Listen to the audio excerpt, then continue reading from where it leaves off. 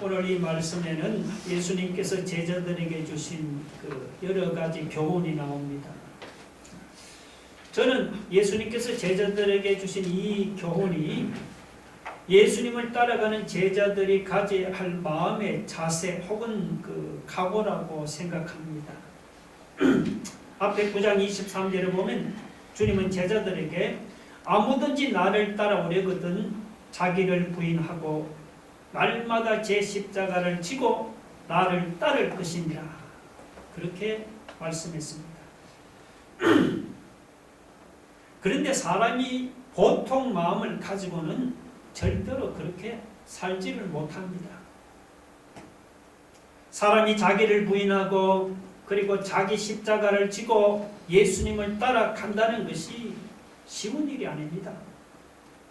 그 길을 끝까지 잘 걸어가려면은 특별한 그 어떤 마음의 자세나 각오를 가져야 합니다. 오늘 이 시간은 예수님을 따라가는 제자들이 가져야 할 마음의 자세에 대해서 알아보고자 합니다. 예수님을 따라가기를 원하는 자는 어떤 마음을 가져야 하느냐? 첫 번째, 그는 겸손하게 낮은 마음을 가져야 합니다. 그런데 예수님의 제자들은 그러지를 못했습니다. 지금 제자들은 교만하게 높은 마음을 가지고 누가 크냐는 문제로 다투고 있습니다. 46절에 보면 제자 중에서 누가 크냐 하는 변론이 일어나니 했습니다. 여기서 누가 크냐는 것은 누가 높은 자리에 앉느냐는 그런 말입니다.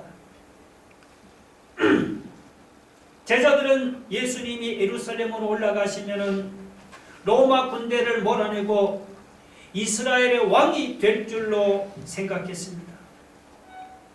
예수님이 왕이 되시면은 예수님 다음으로 높은 자리에 앉을 사람이 누구냐는 것이 제자들의 심각하고도 중요한 관심사였습니다. 제자들은 누가 높은 자리에 앉느냐는 문제로 신경이 예민해졌어요. 결국은 그 문제로 서로 다투게 되었습니다.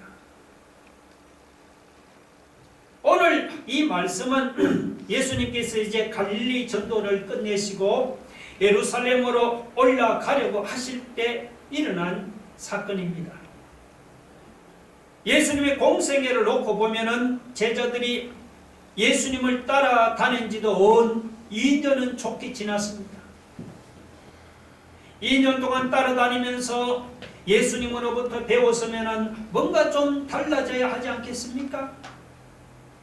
그런데 여전히 제자들은 누가 크냐는 문제로 다투고 있습니다. 달라진 것이 하나도 없습니다. 예수님이 이렇게 서로 높은 자리에 앉겠다고 교만하게 다투는 제자들에게 겸손을 가르치셨습니다.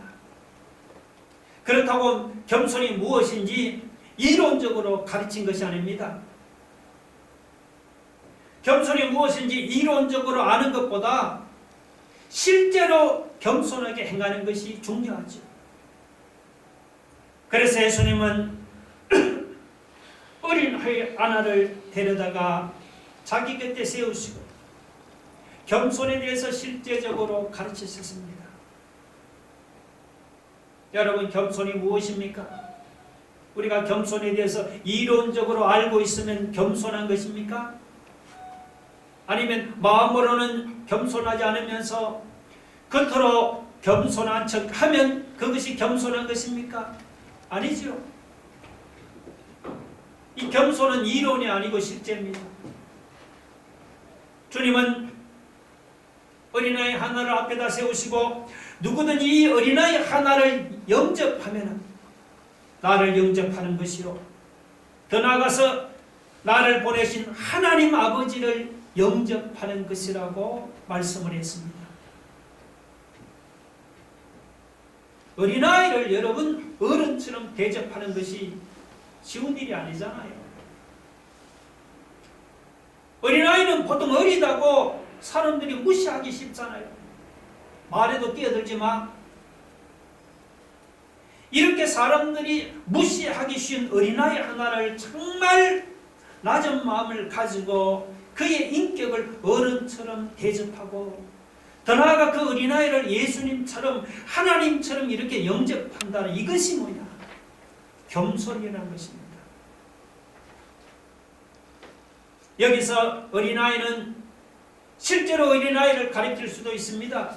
또 비유적으로 이 어린아이는 힘없는 사람이나 혹은 약한 사람을 가리킬 수도 있습니다. 어린아이라고 여러분 인격적으로 무시하지 않고 주님의 이름으로 영접합니까? 힘없는 사람이나 약한 사람이나 혹은 돈 없는 사람이나 권세 없는 사람이라고 무시하지 않고 낮은 마음을 가지고 그들을 영접합니까? 그런 사람이 진짜로 겸손한 사람입니다. 그런데 여러분은 어떻습니까? 여러분은 실제로 어린아이를 어른처럼 인격적으로 대접합니까? 약한 사람, 힘없는 사람을 낮은 마음을 가지고 주님처럼 그렇게 받듭니까? 솔직히 그 반대가 아닙니까? 어린아이라고 막 무시하고 함부로 대하지 않습니까? 돈 없고 힘없다고 무시하고 그렇게 하지 않습니까? 그런 사람은 아무리 겉으로 겸손한 척 하더라도 겸손한 사람이 아닙니다. 낮은 마음을 가지고 어린아이 하나, 힘없는 사람, 약한 사람을 정말 주님처럼 영접하는 사람, 진짜 겸손한 사람이에요. 돈 없는 사람, 권세 없는 사람이라고 무시하지 않고 낮은 마음을 가지고 하나님처럼 그렇게 영접하는 사람, 진짜 겸손한 사람입니다.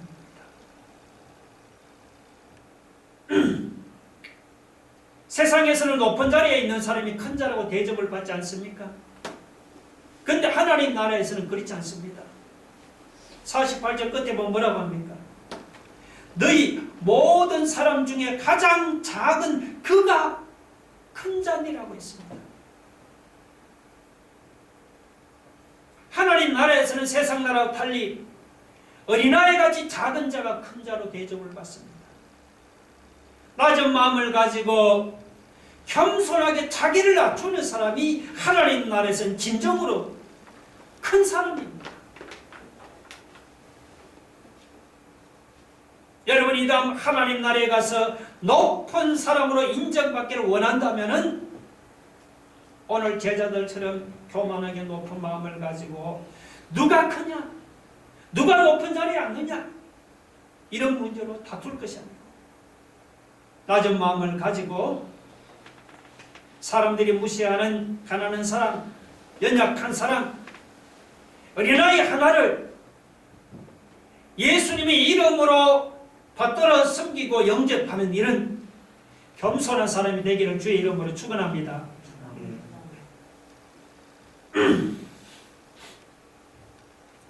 예수님을 따라가기를 원하는 제자는 자, 두 번째 어떤 마음의 자세를 가져야 하느냐? 자기와 생각이 같지 않는 사람에 대해서 관대하고 포용적인 그런 자세를 가져야 합니다. 그런데 요한은 그렇게 하지를 못했죠. 당시 예수 믿는 사람들 중에는 이상한 사람들이 있었습니다. 뭐냐 하니까 주님의 이름으로 귀신을 쫓아내는데도 예면서 주님을 따르지를 않았습니다. 그러니까 주님을 따르지는 않는데 주님의 이름으로 귀신을 쫓아내는 그런 사람들이 있었습니다. 그래서 요한이 그걸 보고는 그 사람이 주님을 따르지를 않는다고 당신 이제부터는 주님의 이름으로 귀신을 쫓아내서는 안 돼! 하지마! 그렇게 금지를 시켰습니다. 요한은 자기가 그렇게 하면 주님이 칭찬해 주실 줄로 생각해서 그 일을 주님께 보고를 했죠. 자, 49절에 보세요. 요한이 여짜오되 주여 어떤 사람이 주의 이름으로 귀신을 내쫓는 것을 보고 우리가 보고 우리와 함께 따르지 아니함으로 금하였나이다. 그리고 요한은 편협한 생각을 가지고 예수님의 이름으로 막 귀신을 쫓아내더라도 자기들과 함께 하지 않으면은 그는 예수님의 제자가 아니라고 그렇게 생각을 했습니다. 그래서 자기들과 함께 하자는 그 사람을 반대하고 배척했죠. 그런데 예수님의 생각은 달랐잖아요. 그 말을 들으시고 예수님이 50절에 뭐라고 합니까? 예수께서 이르시되 금하지 말라. 너희를 반대하지 않는 자는 뭐라고 했죠? 너희를 위하는 자니라. 너희를 반대하지 않는 자는 너희를 위하는 자라. 그렇습니다. 자, 주님의 이름으로 귀신을 쫓아내는 사람이 당장은 귀신 주님을 따르지 않는다고 그 사람이 주님을 배척하는 것이 아니다 말이죠. 어떤 사정이 있어서 따르지 못하지만 그러나 마음으로는 주님을 따릅니다. 그래서 예수님은 나와 생각이 다르고 나를 따르지 않는 사람이라도 나를 적극적으로 반대하지 않는 사람은 어떻게 하냐? 넓은 마음으로 포용하고 용납을 했습니다. 자, 그렇다고 여러분 포용하고 용납하라고 진리 문제까지 무조건 포용하고 용납하라는 그런 말이 아닙니다. 진리 문제에 관한 하는 타협이나 포용이 있을 수가 없어요. 진리 문제라면 여러분 우리가 원칙을 분명히 지켜야 합니다. 그러나 진리 문제가 아니면은 우리는 할 수 있는 한 포용하고 용납하는 이런 자세를 가져야 합니다. 이런 포용과 관용의 정신을 우리는 사도 바울에게서 찾을 수가 있습니다. 갈라디아서 1장에 보면 바울은 말이죠. 진리 문제에 관해서는 분명했습니다. 그래서 누가 다른 복음을 전하는 이단들에게는 바울이 저주를 막 퍼부었습니다. 저주받을지어다. 다른 복음을 전하는 자들에게는. 진리 문제에 관해서는 바울이 어떤 타협이나 허용도 하지는 않았습니다. 그런데 진리 문제가 아닐 때는 달랐습니다. 빌립보 1장에 보면 이제 사도 바울이 복음을 전하다 감옥에 갇혔어요. 근데 바울을 시기하는 사람들이 바울이 감옥에 갇히는 틈을 타서 자기들의 세력을 확장하겠다는 이런 불순한 동기를 가지고 열심히 복음을 전했어요. 그런데 바울은 그 소식을 듣고는 그 사람들을 미워하고 시기하는 것에는 전혀 관심이 없었습니다. 자, 빌립보 1장 18절 한번 볼까요? 같이 한번 읽어봅시다. 시작. 그러면 무엇이냐? 그 지뢰로 하나, 참으로 하나, 무슨 방도로 하든지 전파되는 것은 그리스도니 이로써 나는 기뻐하고 기뻐하노라. 바울은 자기를 시기하는 사람이 복음을 전한다는 소식을 듣고는 자기는 시기를 당해도 주님만 전파되면 그것으로 기뻐하고 기뻐했습니다. 그러니까 사도 바울은 자기를 미워하고 막 시기하는 사람이라도 복음을 반대하지 않는다면 그런 사람도 어떻게 했죠? 넓은 마음으로 다 포용하고 용납을 했습니다. 우리가 신앙생활을 하는 데는 이렇게 남을 포용하고 용납하는 것이 매우 중요합니다. 그런데 요한은 이렇게 남을 포용하고 용납할 줄은 몰랐습니다. 혹시 우리도 요한과 같지 않습니까? 우리가 입으로는 주님 안에서 같은 형제 자매라고 하면서도 그냥 속으로는 저 경상도 보리문디 전라도 거시기니 하면서 여러분 지역에 따라 배척하지 않습니까? 좀 배웠으면은 배웠다고 못 배운 사람을 무시하지 않습니까? 속으로 좀 잘 살면 잘 산다고 못 사는 사람을 무시하고, 좀 믿음이 있으면 믿음이 있다고, 믿음 없는 사람을 영적으로 무시하고 깔보지 않습니까? 믿음이 약해서 주의를 못 지키고, 믿음이 약해서 11조를 못 드리는, 그것을 믿음이 없다고 무시하지 않습니까? 자, 자기들과 함께하지 않는다고 배척하는 요한의 모습이나, 이런 우리 모습이나 다른 것이 뭐가 있습니까? 다른 것이 하나도 없어요. 똑같아요.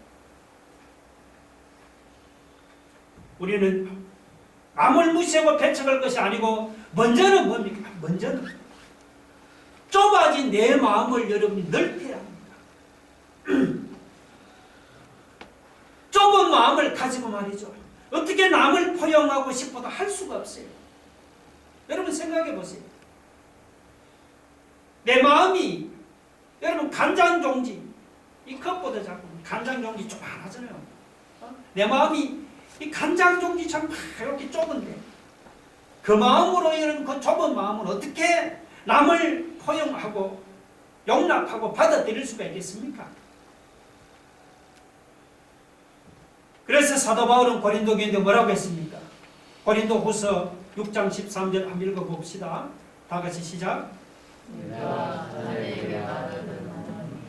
너희 마음을, 내가 자녀에게 말하듯 하노니 너희도 마음을 넓히라. 마음을 넓히라. 여러분 혹시 내 마음이 간장종지처럼 좁아갖고 나하고 다른 사람을 막 용납하지 못하고 포용하지 못하고 그렇게 하지 않습니까? 사람들마다 다 차이가 있듯이 예수 믿는 신자들끼리 다 차이가 있습니다. 자기 기질대로 믿어요. 나하고 똑같이 안 믿습니다. 그 차이점을 용납하지 못하고 그냥 나만 옳다고 하면은요, 그 사람이 바로 뭡니까? 독선주의자. 그 사람이 배타주의자입니다. 꼰대가 되는 거예요, 꼰대. 우리가 요한처럼 나하고 다르다고 저 사람 틀려서 배척하고 반대할 게 아니고, 내 마음을 넓히고 내 생각을 넓혀서 사도 바울처럼 나하고 생각이 다르고 뜻이 다르고 나를 따르지 않는 사람이라도 그런 사람을 우리가 그리스도 안에서 믿음으로 정말 용납하고 이렇게 포용할 줄 아는 이런 인격자가 되기를 바랍니다.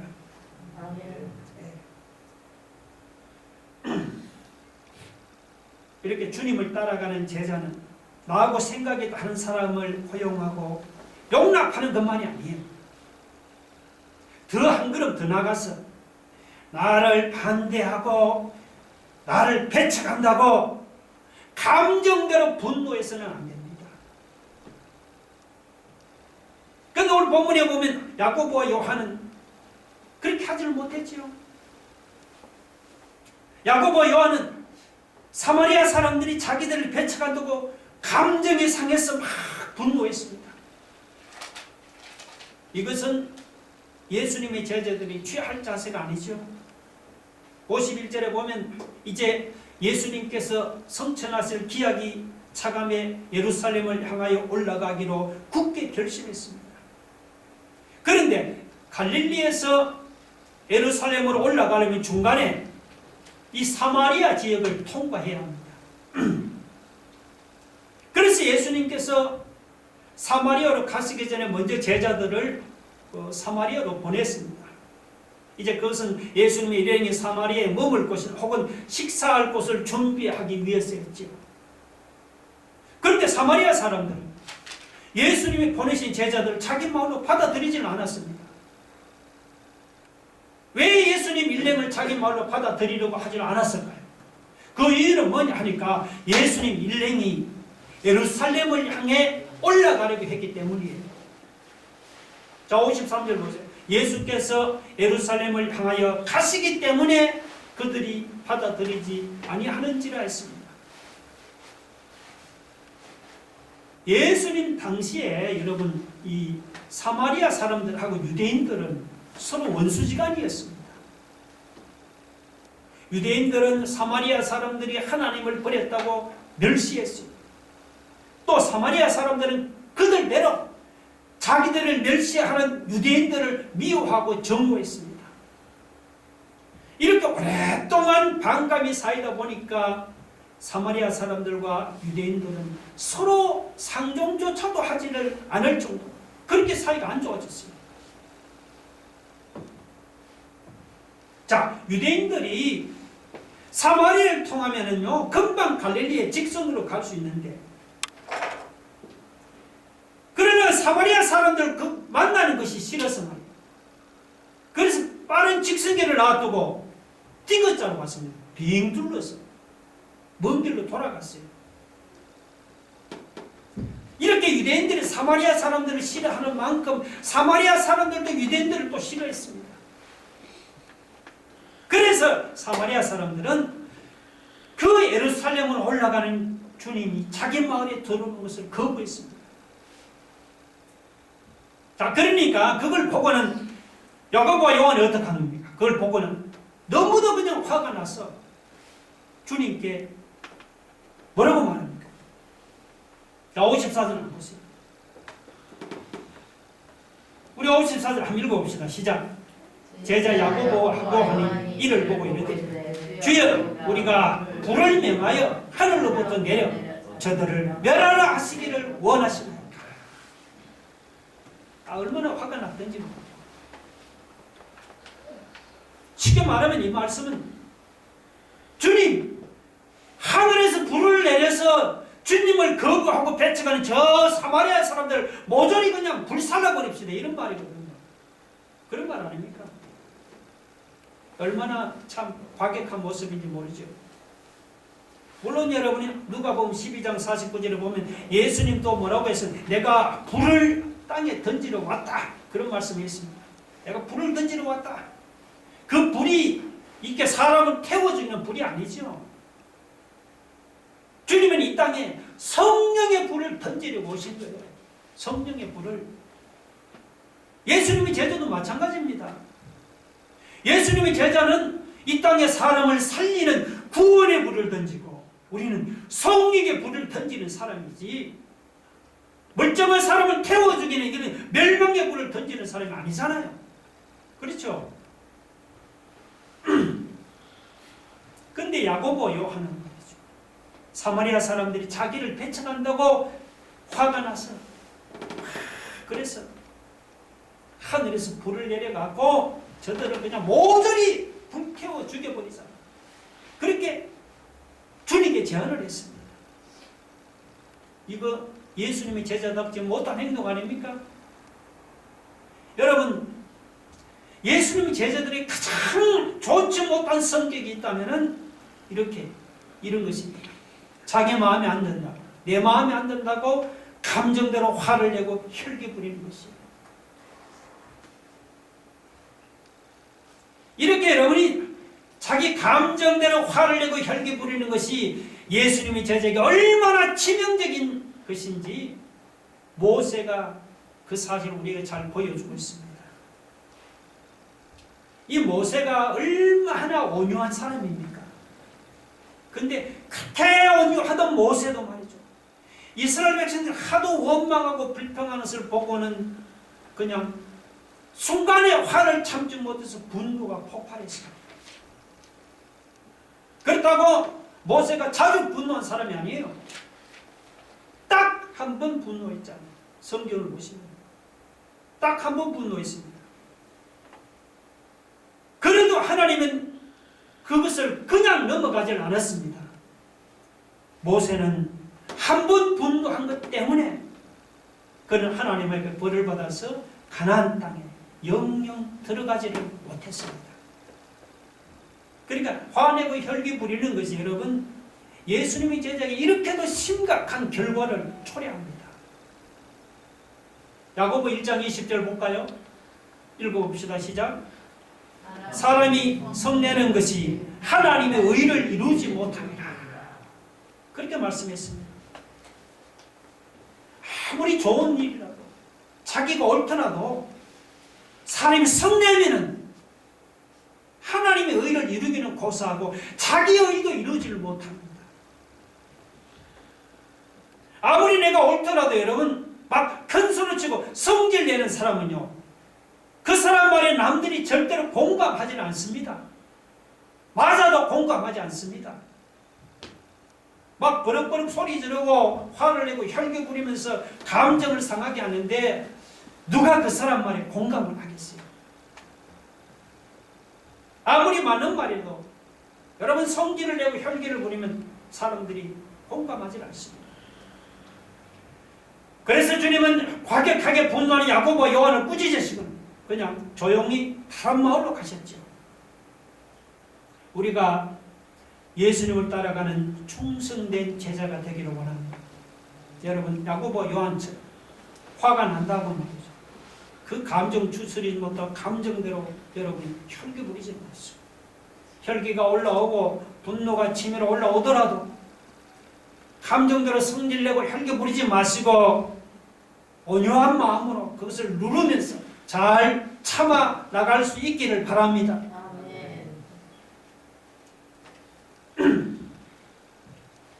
마지막으로 주님을 따라가고자 하는 제자는 어떤 어려움이 있더라도 우리가 끝까지 예수님을 따라가겠다는 이런 각오가 되어 있어야 합니다.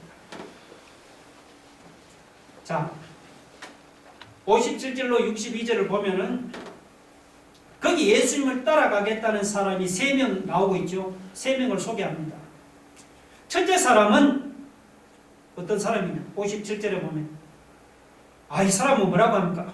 예수님이 어디를 가시든지 따라가겠습니다. 그렇게 지금 말을 하고 있죠. 57절 보세요. 길 가실 때 어떤 사람이 여쭤오되 어디로 가시든지 나는 따르리이다. 예수님이 어디를 가시든지 따르겠다니 얼마나 귀한 믿음입니까? 그런데도 주님은 이 사람의 귀한 믿음을 칭찬하지는 않았습니다. 칭찬 대신에 58절 보니까 주님이 이 사람에게 여우도 굴이 있고 공중에 새도 집이 있지만 인자는 예수님이죠. 나는 머리 둘 곳이 없다. 그렇게 말씀했습니다. 칭찬하지 않고 왜 이 사람에게 이런 말씀을 했을까요? 그 이유는 이 사람이 겸손하게 주님을 따라 나섰기 때문이에요. 예수님을 따라가다 보면 중간에 생계 문제로 어려움을 당할 것도 있는데 그런 각오 없이 그냥 겸손하게 그렇게 주님 따라가겠습니다. 그러니까 주님은 그런 사람이에요. 나를 따르는 제자는 영광만 있는 게 아니고 중간에 생계 문제로 어려움을 당할 각오도 해야 한다. 그 말씀을 하신 거예요. 실제로 우리 예수님 이 땅에서 집은 고사하고 방 한 곳도 없을 정도로 생계 어려움을 당하지 않았습니까? 그러니까 진짜 영광은 어디 있었느냐? 우리가 이 다음에 주님 앞에 가서 받을 것입니다.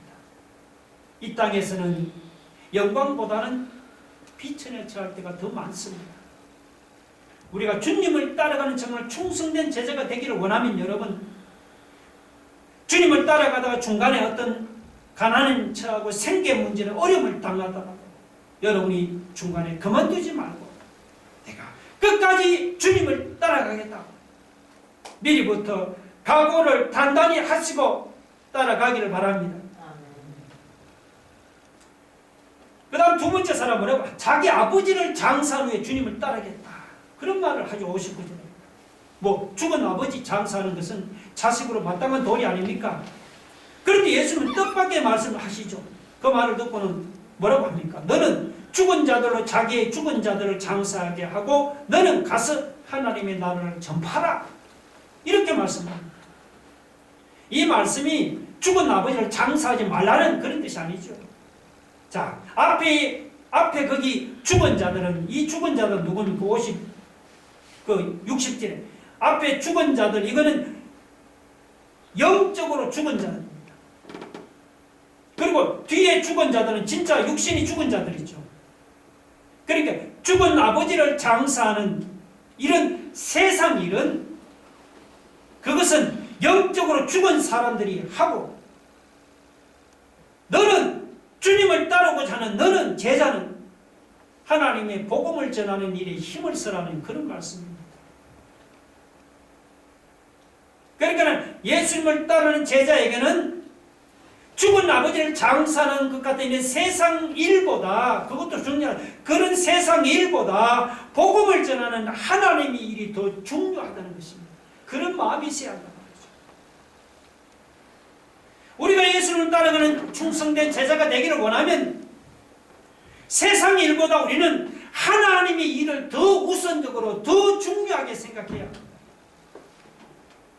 그래서 가정에 문제가 생기고 세상적으로 어떤 일이 생기더라도 그 일 때문에, 가정의 문제나 세상 일 때문에 주님 따르는 일을 중도에 그만두지 말고 그럼에도 불구하고 끝까지 주님을 따라갈 수 있기를 바랍니다. 세 번째 사람은 가족과 작별 인사를 한 후에 주님을 따르겠다, 그렇게 말하죠. 61절에 보니까, 자, 사람이 가족과 헤어지면서 작별 인사를 하는 것은 당연한 일이죠. 근데 예수님의 제자는 여러분, 가족이나 인정이나 혹은 세상에 너무 애착을 가져서는 안 됩니다. 자, 그것은 주님의 다음 구절을 보면 더 분명해지죠. 62절, 그 말씀 듣고 62절 예수님 뭐라고 말씀합니까? 예수께서 이르시되 손에 쟁기를 잡고 뒤를 돌아보는 자는 하나님의 나라에 합당하지 않다고 말씀했죠. 그렇죠? 쟁기를 잡고 밭을 가는 사람은 어떡합니까? 앞만 보고 가지 자꾸 뒤를 돌아보면 그 밭이랑이 어떻게 돼요? 비뚤비뚤해지잖아요. 그렇죠? 예수님의 제자도 주님만 보고 따라가야지, 가족이나 혹은 세상의 애착을 가지고 자꾸 이렇게 뒤를 돌아보아서는 안 된단 말이죠. 창세기 19장을 보면은 롯의 아내가 여러분 소돔성을 빠져나올 때 두고 온 세상 것들이 생각이 나서 뒤를 돌아보다가 어떻게 됐습니까? 소금 기둥이 되고 말았잖아요. 예수님을 따라가는 제자는 앞서가신 주님만 바라보고 우리가 따라가야지 자꾸 뒤를 돌아보아서는 안 된단 말이죠. 세상의 애착을 가져간 혹은 가족이나 인정에 이끌려서 뒤를 돌아보면 우리가 주님의 일을 제대로 할 수가 없습니다. 여러분, 주님의 제자의 앞길에는 영광보다 어려움이 더 많아요.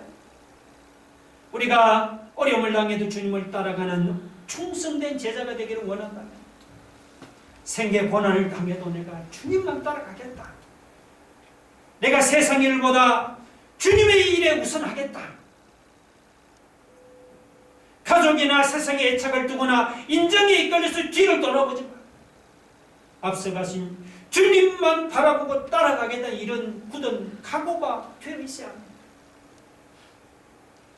이렇게 각오하고 주님을 따라가는 제자의 앞길에는 비록 지금은 어려움이 닥쳐오고 지금은 남들이 알아주지 않지만 우리가 나중에 주님 앞에 설 때 사도 바울처럼 하늘의 면류관과 상급이 준비되어 있습니다.